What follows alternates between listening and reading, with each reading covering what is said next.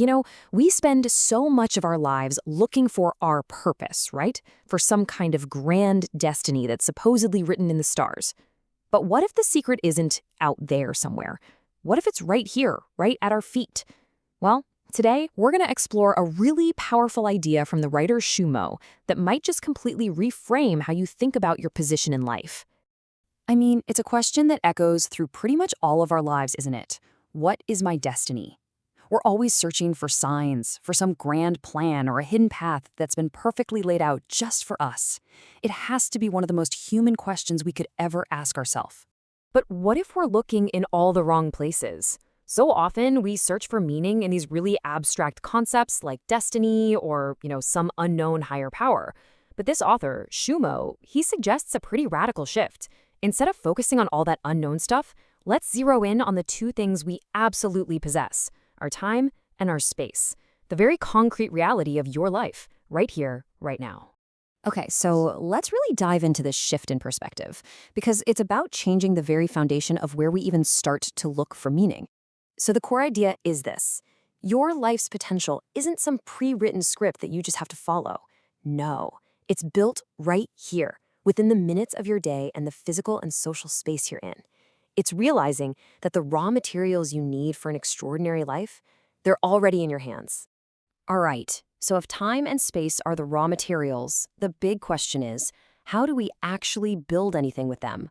Well, that brings us to the engine of this whole philosophy, the power of our connections. Now, the author uses this specific term, guanxi. You might have heard it translated as just relationships, but it's so much more active than that. Think of it like a web, a network of links that we intentionally build. With people, sure, but also with new ideas, with opportunities. This network is what lets us move, what stops us from being static, and what creates real, actual flow in our lives. And I mean, the contrast here is just crystal clear. Without strong connections, we risk becoming isolated, right? We get stuck, we stagnate. But on the flip side, by intentionally building more and, importantly, higher quality connections, and that could be anything from reaching out to one new person to learning one new skill, we create totally new pathways for growth. This is how we can move from what the author calls a lowly position to one that's just bursting with opportunity.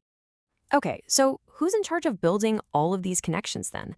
This is where the idea gets really, really empowering, because the control center for all of this, it's a lot closer than you might think.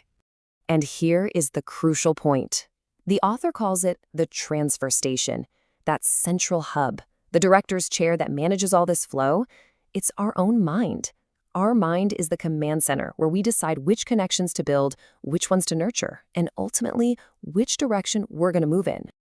The takeaway here is just so powerful.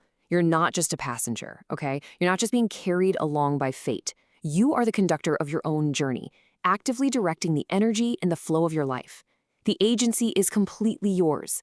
You are in control of building your own path forward.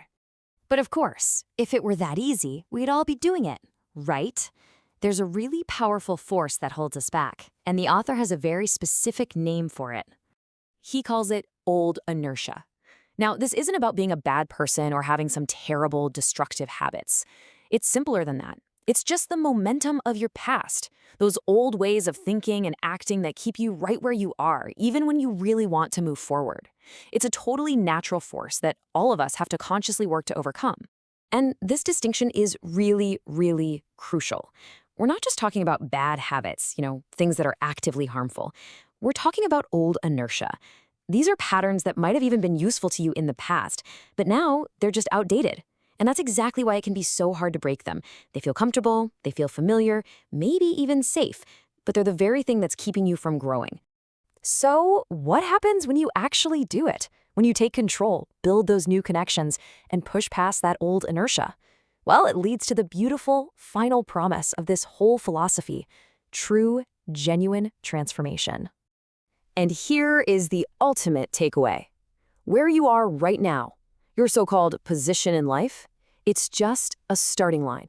That's it. It has absolutely no final bearing on what you can become. Your potential is not fixed.